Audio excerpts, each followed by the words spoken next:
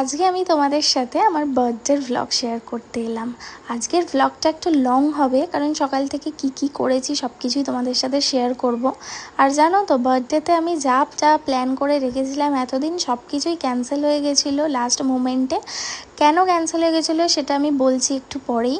তো ফার্স্ট আমি সকালে উঠে আগে ফ্রেশ হয়ে স্নানটা সেরে নিয়েছিলাম, কারণ একটু পরেই আমার বন্ধুরা সব চলে আসবে।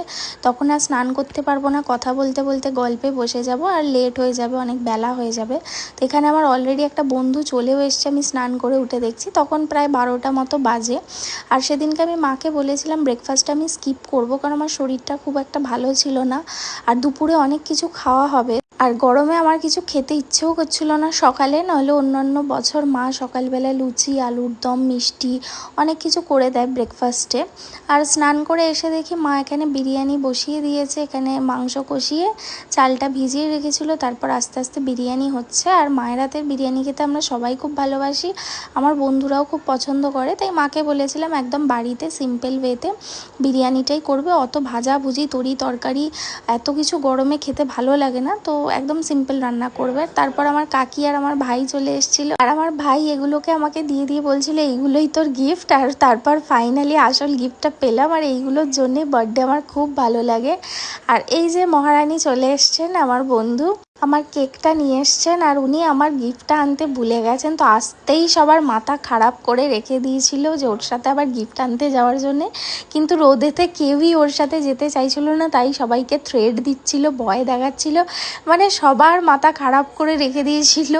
আর তারপর আমি কেকটা খুলে আমাকে বলল, দেখ একবার তোর জন্য কি কেক সিলেক্ট করে এনেছে। দেখছি ও লাবুবু কেক সিলেক্ট করে এনেছে, সেটারই আমরা সবাই খুব হাসাহাসি করছিলাম। আর তারপরেই আমার বর এখানে ঢুকলো, ওর জন্যই সবাই ওয়েট করছিলাম। ও একটা কেক নিয়ে এসেছিলো যেটা সারপ্রাইজ ছিল, সেটার ব্যাপারে আমি কিছুই জানতাম না। আর তারপরে আমাদের পাশের বাড়ির আন্টি আর ওনার ছেলে বাবান্দা এসে আমাকে একটা গিফট, খুব সুন্দর একটা গিফট দিয়েছিল, যেটা আমার খুব পছন্দ হয়েছিল। আর অনেক বেলা হয়ে গেছিলো আমার বরের জন্যই, যেহেতু সবাই ওয়েট করছিলাম। তো আসার পরে আমি খেতে বসে গেছিলাম, মা আমাকে আশীর্বাদ করে দিয়েছিল, তারপরে আমি খেতে শুরু করে দিয়েছিলাম।